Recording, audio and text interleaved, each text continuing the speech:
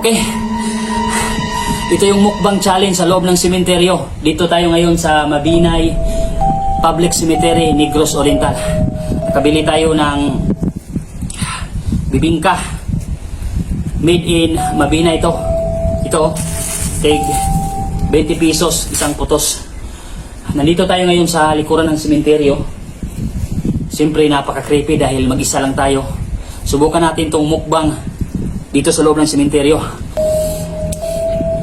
Nagugutom ako kakahanap ng libingan ng aking lolo. Kasi noong 1991 pa kasi inilibing eh. Tapos hindi ko alam kung saan banda. Hinahanap ko lang isa-isa pero wala. Mga isang oras na akong naghahanap pero wala akong nakitang pangalan ni lolo dito. Kaya naisipan kong magmukbang muna dito sa loob ng sementeryo. Kain tayo. Shout out sa mga taga-Mabinay dyan. Lalo na sa hindi na nakabisita sa mga puntod ng kanilang mahal sa buhay. Galing pa akong Dumaguete City. Bumiyahe pa ako ng 100 kilometrahe siguro para lang puntahan dito. At para hindi masayang yung papunta ko dito, magmukbang challenge sa tayo dito sa loob ng sementeryo. Malapit ng magabi. Mas mabuti sana kung gabi to. Pero gutom na eh. Hindi na kaya. Butin dito ngayon. Chorizo. Meron tayong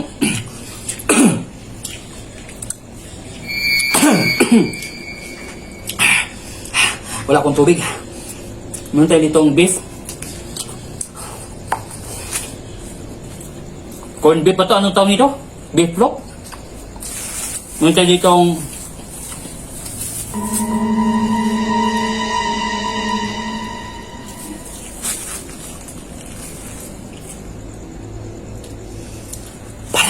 parang may dumaan na hangin. Parang may dumaan na hangin sa likuran ko. Nakita nyo ba? Nakita nyo ba sa likuran ko? Parang may dumaan na hangin na para bang masamang hangin. Masamang hangin yata. Kaya pa tayo. So, subukan naman natin ngayon yung hot cake. Galing to ng Dumaguete. Dinala ko pa dito sa Mabinay. Wala akong tubig. May rice ako dito, may chorizo at saka may ham. Ham pala to, tawag dito, ham. Doon putos na bibingka, 20 pesos to. Diyan to sa may Changi, sa may Mabinay.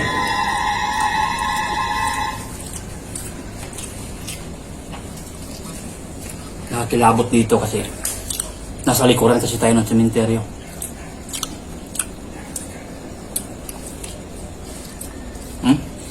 Hot cake.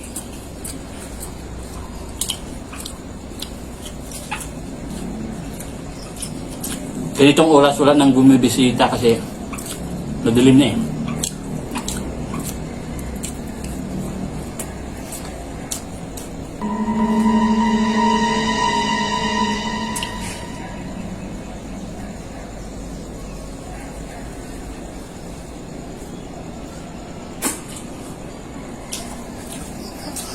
Ipakita ko sa inyo yung likuran ko kung ano yung itsura.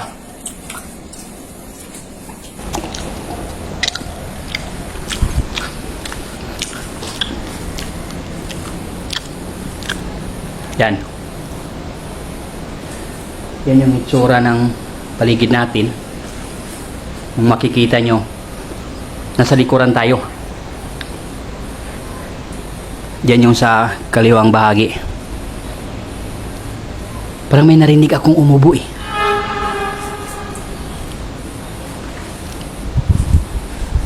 Parang may umubo. Hayaan na natin. Gutom-gutom na ako eh. Ito, kanin naman.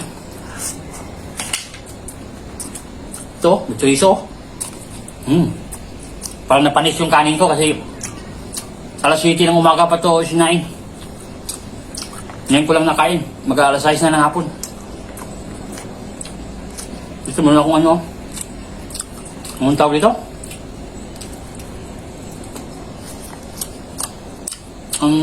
Sa Pasko, yung ham ko eh. Mukhang ham.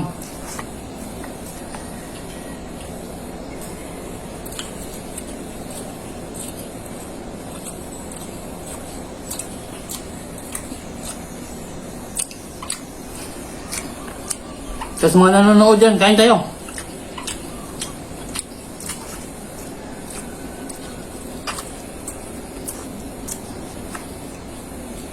Parang may naramdaman talaga ako sa likuran ko.